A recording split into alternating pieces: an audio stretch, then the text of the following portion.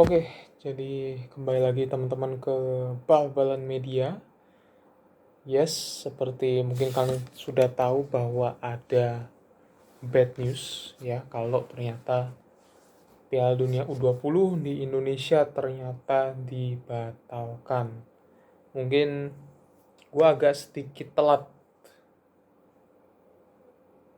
ngomongin soal ini karena berusaha untuk meredam emosi gue yang sudah mulai sangat-sangat kecewa dan sekarang sudah mulai kembali lagi normal gitu ngomongin soal timnas lagi. Mungkin kita sebelum gua memberikan pendapat tapi kita lihat dulu faktanya bahwa FIFA menolak akhirnya membatalkan itu karena situasi sekarang yang dimana yes ada sedikit penolakan timnas Israel. Salah satunya adalah pemimpin di suatu provinsi daerah. Ya, itu dia. Itu yang menyebabkan bisa jadi dibatalkan.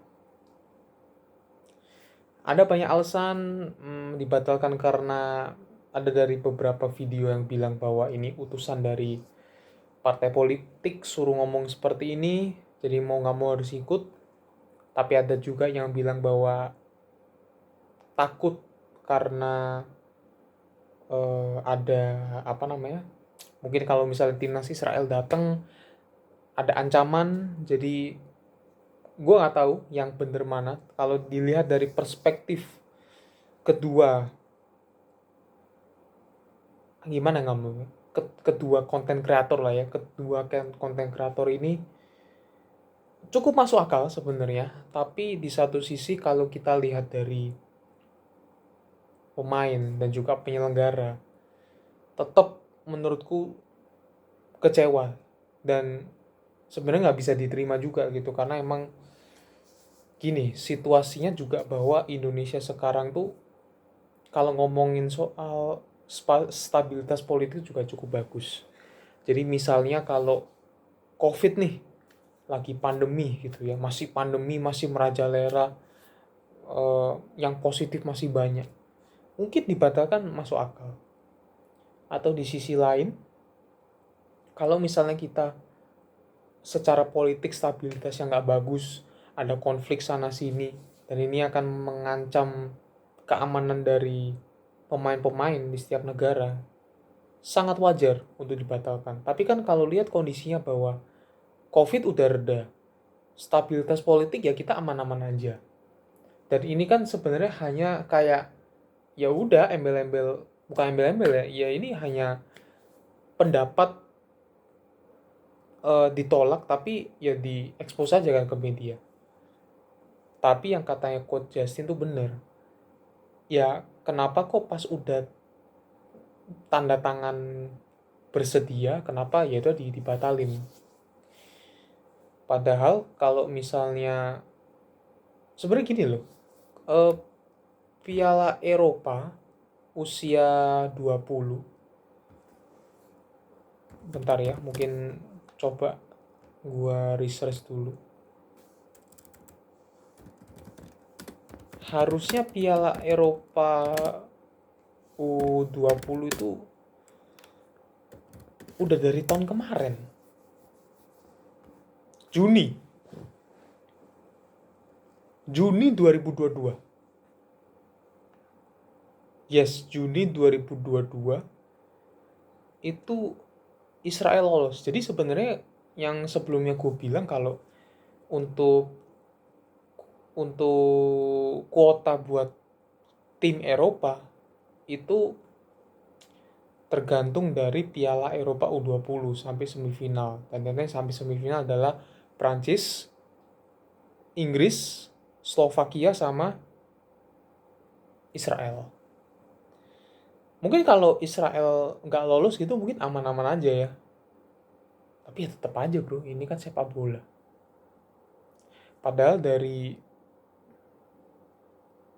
kedubes Palestina juga mereka nggak masalah.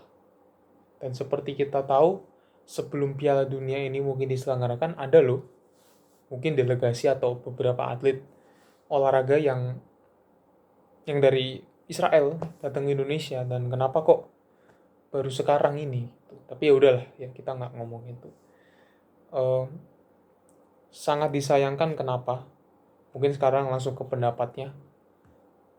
Karena justru ini adalah ajang. Gue selalu bilang bahwa gue nggak peduli ini hasilnya seperti apa, tapi yang aku pengen lihat nanti di tim, pemain-pemain di timnas Indonesia, kalau ini terselenggarakan ya, gue pingin pemain-pemain itu benar-benar maksimal 100%. Tidak menyia-nyiakan kesempatan. Mau kalian cadangan, mau kalian starting line up, tetap kalian manfaatkan sebaik mungkin. Kenapa? Menurutku ini kesempatan yang gak datang 2 kali. Kesempatan buat pemain timnas mungkin untuk menjadi batu loncatan buat karir ke depannya. Mungkin keterima di Korea, mungkin di Jepang, mungkin bahkan di Eropa. Kenapa? Mungkin ini aku ambil beberapa sumber bahwa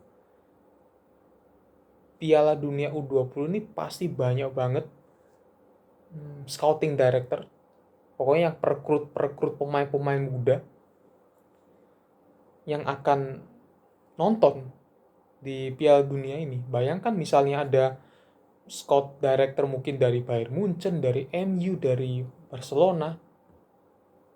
Ya kan pasti, ya namanya pemain kan pasti pengen gitu masuk ke sana ya kan. Dan itu ternyata hilang kesempatan itu. Itu sih yang gue sayangkan. Gue sayangkan banget. Gue gak tahu lagi ini maksudnya gimana. Masalahnya alasannya tuh gak bisa diterima gitu loh. Alasannya tuh bukan gak masuk akal, tapi gak bisa diterima. Gak bisa diterima. Masalahnya dari pihak Palestina juga mereka gak masalah. Terus delegasi sebelumnya juga yang dari Israel pernah masuk ya. Gue gak tahu. Tapi ya udah. Sekarang yang penting seperti Pak Jokowi bilang, kalau udah sekarang kita fokus ke turnamen selanjutnya. Masih ada SEA Games, Asian Games, dan beberapa turnamen lagi. Ya semoga. Yang gue takutkan ini adalah apa? Ini timnas di ban atau enggak? Apakah timnas ini masih tetap bisa dikasih kesempatan untuk main di turnamen berikutnya? Kita lihat sanksinya. Tetap berita-berita yang hoax jangan didengarkan. Terutama aku ngelihat tadi di Instagram atau di mana ya, kayak satu akun itu jadi postingnya gini. Aku lupa ya, pokoknya ada gambar satu pemimpin daerah, dan juga ada tweet salah satu pemimpin daerah yang bilang kalau ini gimana nih, ya apa ya caranya memajukan sepak bola Indonesia. Tapi yang menurutku ini apakah hoax? Justru ini malah mengadu domba. Kenapa? Ya aku ngerti, ini Twitter itu timingnya tepat. Tapi yang orang-orang harus tahu bahwa itu uploadnya kapan? Kalau aku lihat itu kayak 2018.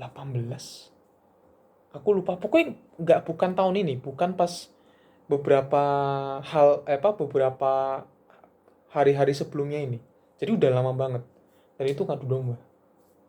Komennya, oh iya kak, oh iya ini gini gini gini loh. Padahal itu Twitter tuh beberapa tahun lalu.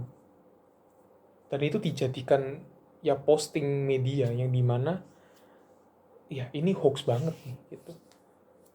Uh, itu bukan media konvensional ya, bukan media-media kayak bola.com atau gimana, bukan. Itu kayak semacam ya biasalah ada orang bikin media sendiri di Instagram ngeposting-posting gitu, tapi itu waduh nggak tepat banget lah.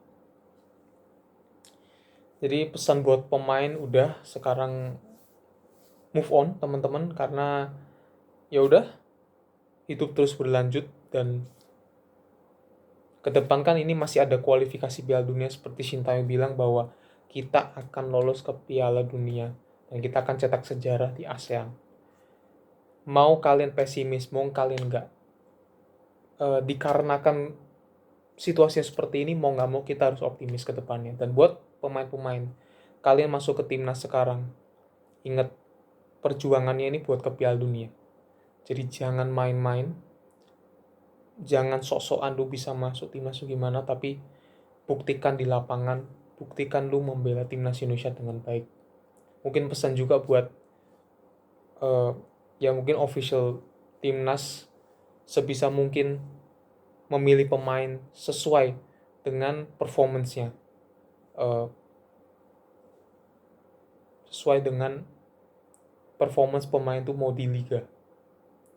Jangan karena ada pemain titipan, jangan karena ada ya titipan dari agent yang suruh masuk timnas biar nilai lebih tinggi, jangan. Semoga ya Sintayong bisa tetap sesuai dengan idealisnya.